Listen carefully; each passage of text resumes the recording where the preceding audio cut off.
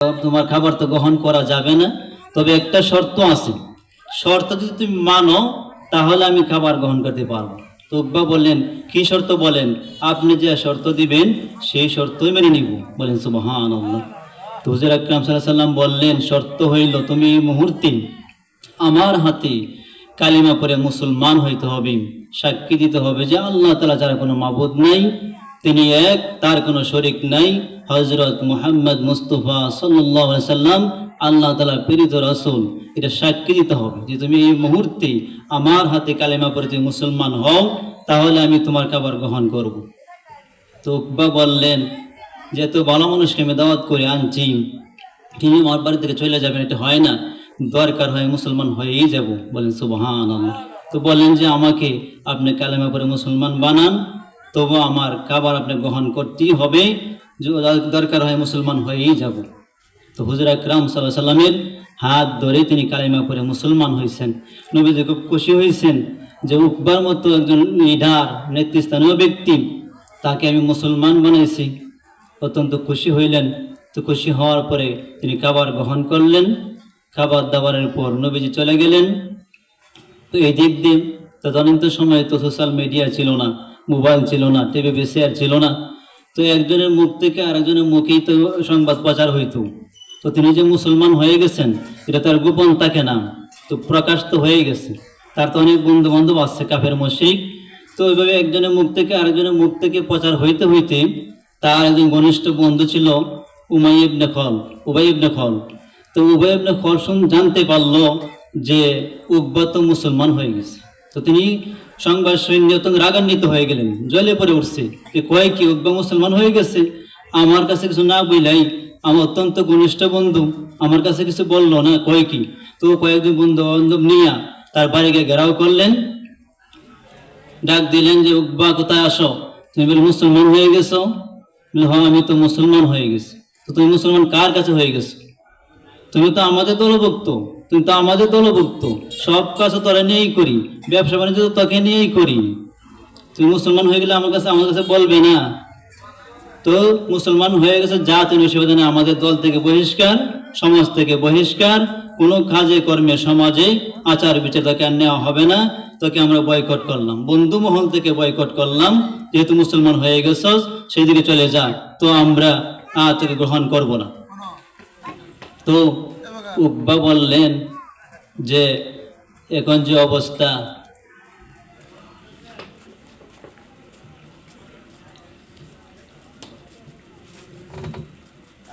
এখন যে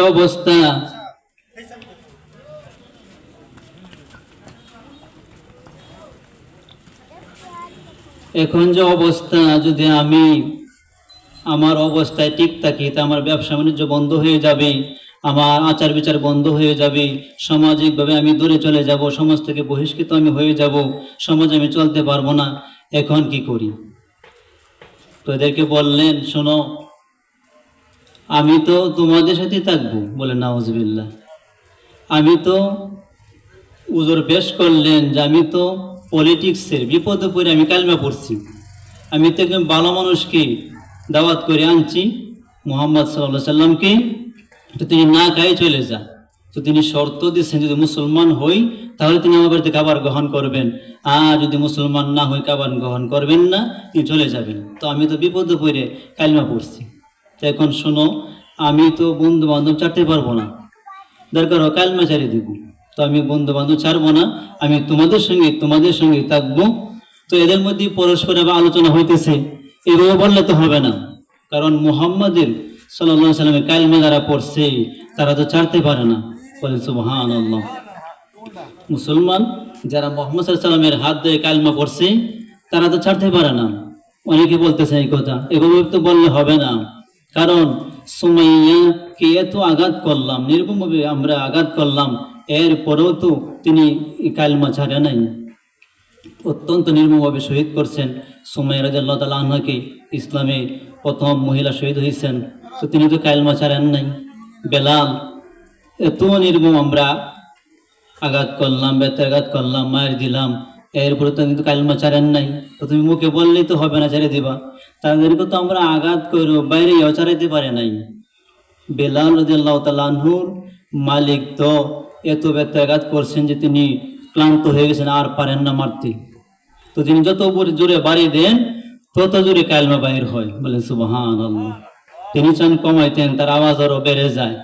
তো ইমানদারকে যখন বাধা দেয় তখন ইমানের পাওয়ার আরো বেড়ে যায়, বলেন সুবহানাল্লাহ। তো তিনি কালেমা জোরে জোরে পড়েন। তো তিনি ক্লান্ত হয়ে গেছেন, তিনি কর্মচারী নিয়োগ করলেন, চাবুক কিনে দিলেন, যতক্ষণ পর্যন্ত কালেমা না ছাড়বে ততক্ষণ পর্যন্ত তাকে মারতেই থাকবে, মারতেই থাকবে।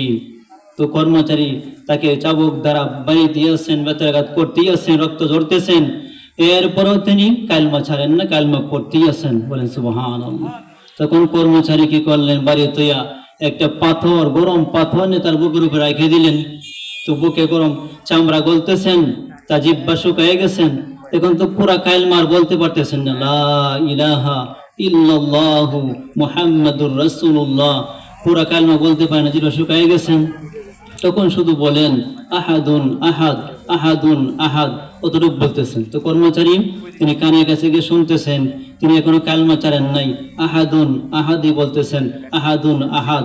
এরপরে দেখেন যে তিনি যখন মুমূর্ষ হয়ে গেছেন, তিনি শাহাদাত আঙ্গুল উপর দিকে উঠায় রাখছেন, আর মনে মনে বলতেছেন, আমি যদি মারা যাই, আমার জিহ্বা যদি না ঘুরে, আমি আঙ্গুল দ্বারা হইলেও ইশারা করে বুঝাই গেলাম যে একমাত্র আল্লাহ তাআলা এক, বলেন সুবহানাল্লাহ।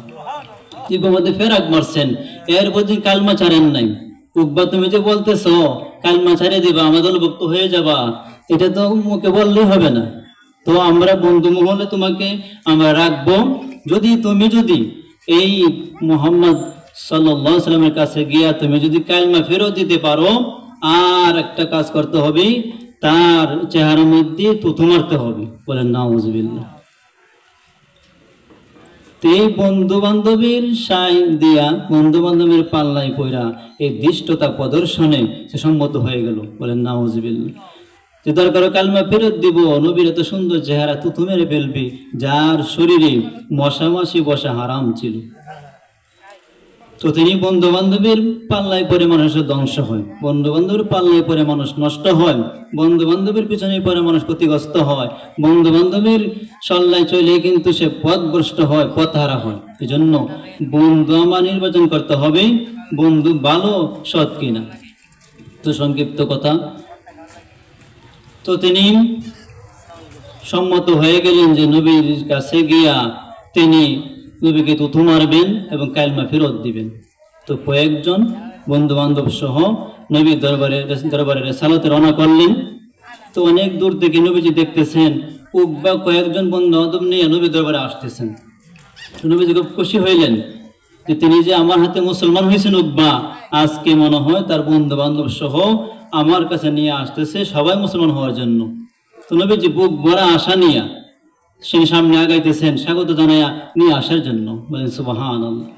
নবীজি আগ্রহ নিয়ে যাইতেছেন, বুক ভরা আশা নিয়া তার সবাই মুসলমান হবে। তো সামনে অগ্রসর হলেন, সাক্ষাৎ হইল। তো বললেন, উকবা কিসের জন্য আসছো, সবাই মুসলমান হয়ে যাইবা? তো উকবা বলেন যে না, সবাই তো মুসলমান হওয়ার জন্য আসে নাই, আমি তো এসেছি আপনার কালেমা ফেরত দেওয়ার জন্য। যে আমি নিজ হাতে তোমাকে জান্নাতের টিকিট দিয়ে আসছিলাম, সেই টিকিট ফেরত দিয়ে দিবা? নবী খুব কষ্ট পাইলেন। তো এই মুহূর্তে সুন্দর চেহারার মধ্যে থুতু মারলেন, বলেন নাউজুবিল্লাহ। তবে কালেমা ফেরত দিয়া নবী অত্যন্ত কষ্ট পাইলেন যে হ্যাঁ, আমার নিজ হাতে তোমার তোকে জান্নাতের টিকিট দিলাম, তুমি জান্নাতের টিকিট ফেরত দিয়ে দিলে, আর আমাকে থুতু মারলে। খুব ভারাক্রান্ত হলেন, পেশের মধ্যে পড়ে গেলেন, অত্যন্ত চিন্তা করতেছেন, হ্যাঁ আমাকে সে থুতু মারলো। তো বন্ধু বান্ধবের পাল্লায় পরে মানুষ কি করে ওলামায়ে কেরামকে আঘাত করে, গালি দেয়, কণ্ঠবোধ করে না। তো এই মুহূর্তে যখন নবীজি এরকম পেরেশানি করতেছেন, তো আল্লাহ তাআলা সান্ত্বনা দিলেন যে নবীজি আপনি কষ্ট পাবেন না। ويوم يعض الظالم على يديه يقول يا ليتني اتخذت مع الرسول سبيلا। আল্লাহ বলেন, আয়াতে নাযিল করলেন যে জালেম সেদিন তার দুই হাত কামড়ে থাকবে, চিবাইতে থাকবে, দংশন করতে থাকবে, আর বলতে থাকবে হায় আফসোস, হায় আফসোস, আমি যদি রাসূলের পথ অবলম্বন করতাম তাহলে কতই না ভালো হইতো। সুবহানাল্লাহ। আল্লাহ বলতেছেন জাহান্নামের অবস্থা, যারা নবীজিকে এরকম দূরে সরে গেছেন, কালিমা ছাড়িয়ে দিয়েছেন, সে জাহান্নামে হয়ে গেছে। তো জাহান্নামে থেকে সে বলতে থাকবে হায় আফসোস, হায় আফসোস, আমি যদি এই রাসূলের পথ অবলম্বন করতাম তাহলে আমি আজকে কত সৌভাগ্যশালী হইতাম। ইয়া ওয়াইলাতা লাইতানি লাম আত্তাখিজ খালিল ফুলানান খালিলা, হায় আফসোস, হায় আফসোস, আমি যদি অমুককে বন্ধু হিসেবে গ্রহণ না করতাম, উবাই ইবনে খলফকে বন্ধু হিসেবে গ্রহণ না করতাম, আমি যদি নবীর হাত ধরে কালিমা পড়ছিলাম, যদি ঠিক থাকতাম, তাহলে আমার কত ভালো হইতো। আর আজকে আমি কত ক্ষতিগ্রস্তের মধ্যে পড়েছি, লাঞ্ছনার মধ্যে পড়ে গেছি, দুনিয়া তো লাঞ্ছনা হয়ে গেছে।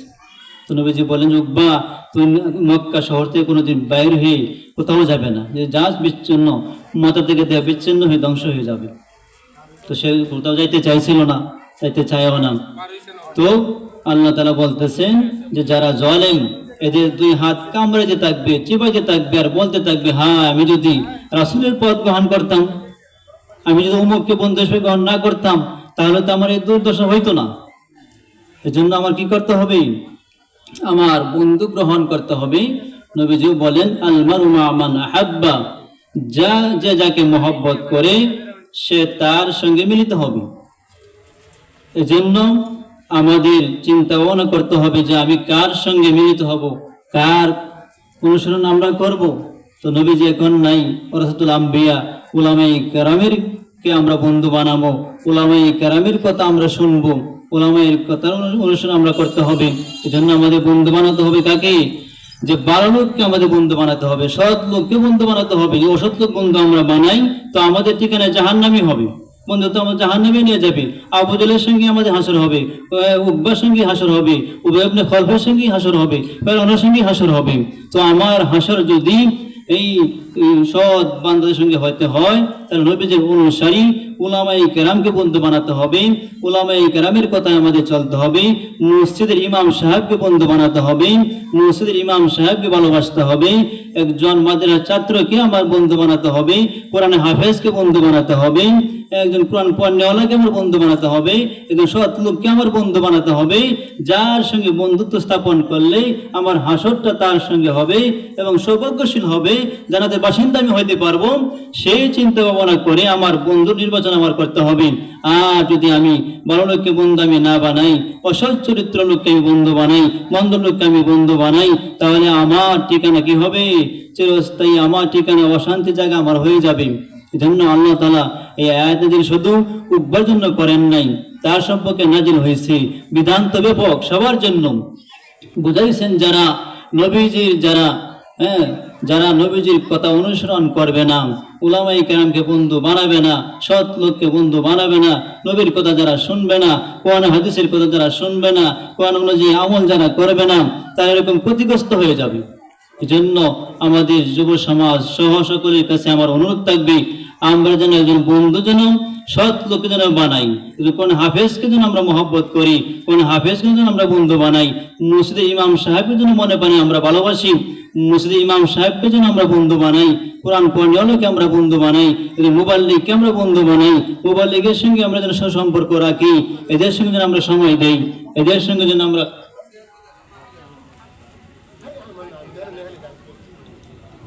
যাই হোক। সময় সংক্ষিপ্ত, নামাজের সময় হয়ে যেতেছে। তো যে কথাগুলো বললাম, আল্লাহ তাআলা আমাকে এবং আপনাদের সকলকে আমল করার তৌফিক দান করুন। তো যারা এই মাদ্রাসায় জায়গা জমি দিয়ে গেছেন, যারা প্রচেষ্টা করে উন্নতির দিকে নিয়ে যেতেছেন, যারা কবরের সাহিত্য আছেন, সকলের জন্যই আত্মার মাগফিরাত কামনা করি। এবং যারা আপনাদের প্রচেষ্টায় মাদ্রাসায় উন্নতি হচ্ছে, এদের জন্য আল্লাহ তাআলার কাছে যাদের খায়ের কামনা করি। وآخر دعوانا الحمد لله رب العالمين والصلاة والسلام على سيد الأنبياء والمرسلين. السلام عليكم ورحمة الله وبركاته.